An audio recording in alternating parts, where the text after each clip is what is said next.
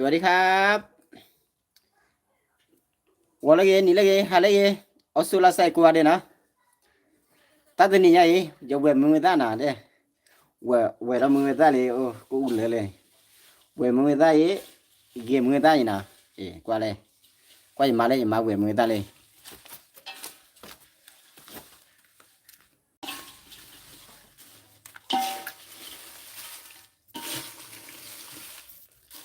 嘛为么子嘞？把木包为么子嘞？来，个不让么子？你呢？为么子嘞呢？bảo vệ người ta chạy ý là người ta là người ta bằng nhau vô nó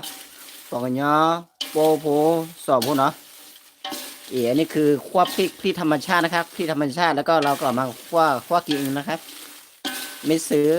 เป็นสำเร็จรูปนะฮะสำเร็จรูปไม่ซื้อเอาแบบที่คั่วเสร็จแล้วนะครับ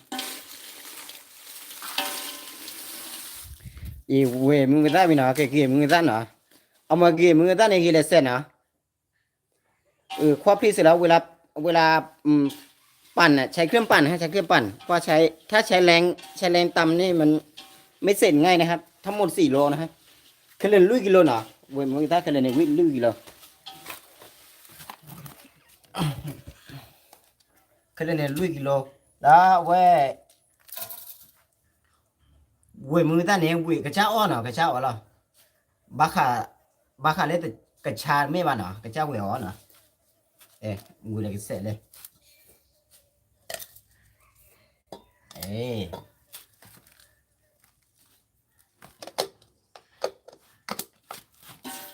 เราไล่สดวิดบล็อกนี่เนาะไล่สดวิมาเลทานเนาะทีนี้ป่ะเนาะเว้ยไล่มาเลทานเนี่ยเอาไว้ผิดลิขสิทธิ์เนาะ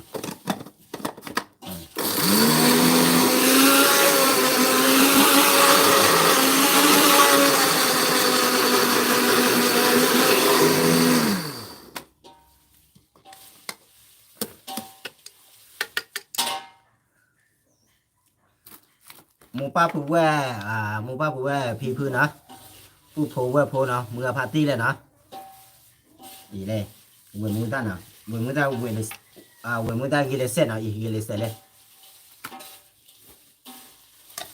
กี่เลเซนนี่กี่คิดที่เนาะมาเลเซียพาดูดิเสียพาดูดิเดี๋ยวมือป้าเลยมือป้าก็กู้ลิมันเนาะกี่ได้กี่ได้แบบละ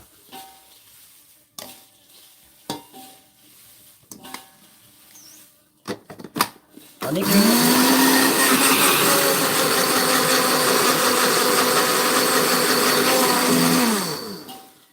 ปั่นพริกอะพริกนี้พริกทำกินนะครับพริกนี้คั่วเสร็จแล้วปั่นครับปั่นก็ทำกินเองนะครับตอนแรกคือไลฟ์สดใช้เพลงด้วยนะครับเพลงนี้มันเป็นเพลงกะเหรี่ยงนะครับแต่มันไม่ได้ไม่ผิดลิขสิทธิ์นะครับนี่พริกป่นครับพริกป่นนี่เราทำเองนะทำกินเองมันลงวันนี้มาจากไหนเนี่ยมันลงวันมากินพริกเหรอ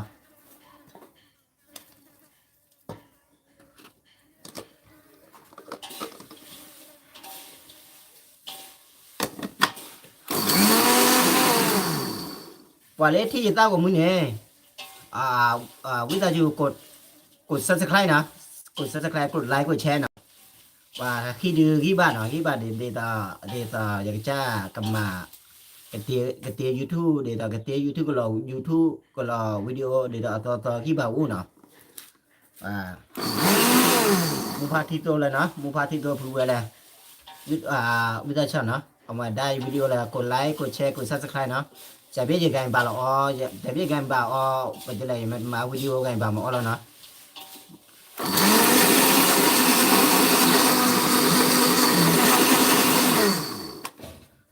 พ่อแม่พี่น้องเพื่อนๆที่เห็นวิดีโอนี้ช่วยกดไลค์กดแชร์กด Subscribe ด้วยนะครับผมจะได้มีกำลังใจในการทำคลิปตอนต่อไปนะครับแล้วก็ผมก็จะได้มีแรงในการทำคลิปนะครับ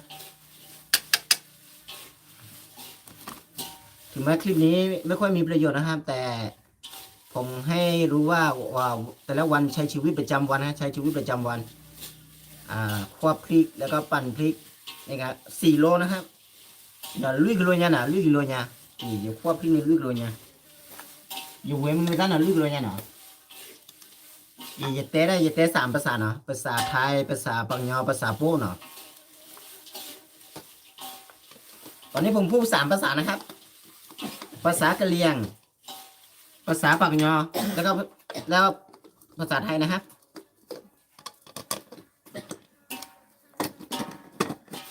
เพื่อนพ่อแม่คนไหนที่เห็นวิดีโอนี้ช่วยกดไลค์กดแชร์ด้วยนะครับกดซับสไครต์ด้วยนะครับขอบคุณมากครับ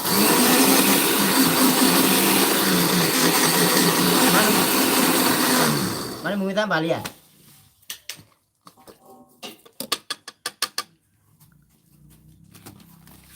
นี่เสร็จแล้วนะครับเราจะมาเทลงแบบ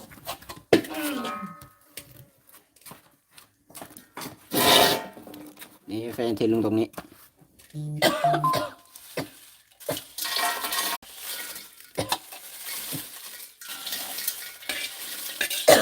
มันจะเล่นมาเปลี่ยนเลยนะ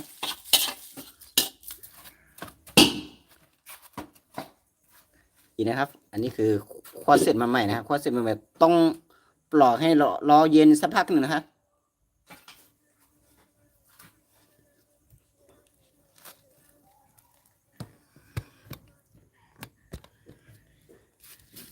นี่เวลามีถ้าสตอให้หนอกู้หนอประมาณคลิจูมาบารีเลเซนเนาะ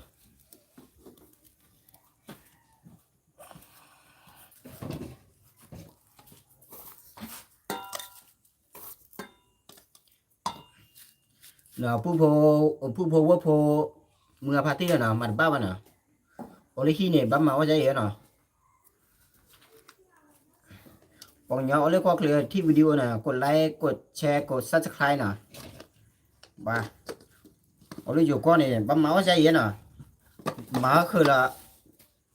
มาคือละเสียเปียบ้านะบ้าบุเคบุดูบ้าดูละบุตีนะดูละบุเคละแลจะแลอันยารู้บ้านะ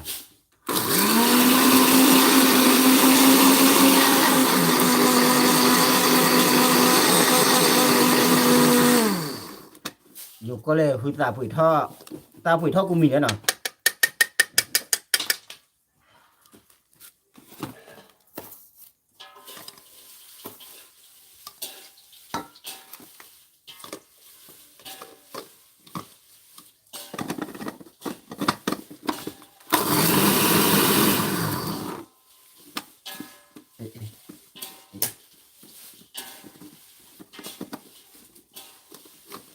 อะไรวะใส่แล้วทำไมไม่หลุดเนี่ย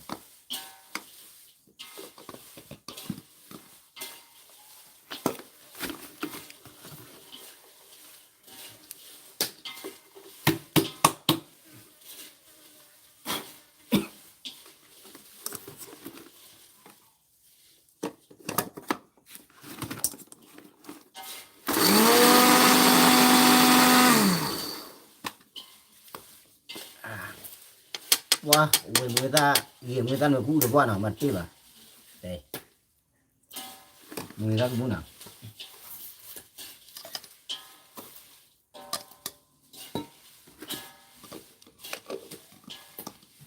ไว้ชาชาโยมาเมาบาราคนนี้คนนั้นฉันแหละเครื่องปั่นนี้ที่หลุดมาเลยวะ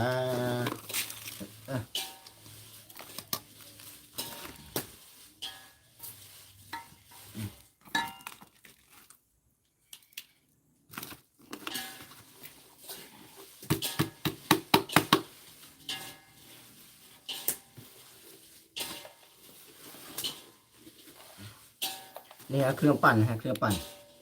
ดูดิมีแต่พริกนะฮะนี่หวยเอามือตาเลยมือตาเราชี้ดอดูมาตาเสร็จแล้วเพื่อบากิได้คุกกี้ก็ได้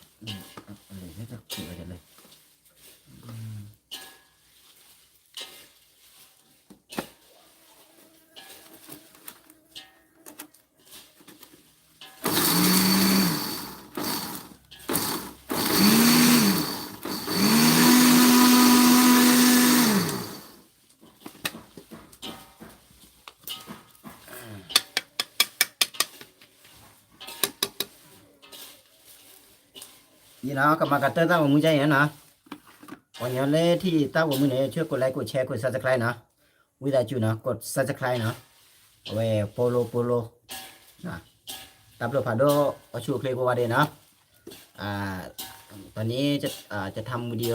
จบเพียงเท่านี้นะครับจะไลฟ์สดจบเพียงเท่านี้นะครับคนนี้เห็นไลฟ์สดนี้ช่วยกดไลค์กดแชร์แล้วก็กด subscribe นะครับขอบคุณที่รับชมนะฮะขอบคุณมากครับเอาชูแค่กลัวเดเนาะแลกขับไปอยู่เดือนเนาะเอาชูแค่กลัวเดจะคือผ่าดูเนาะ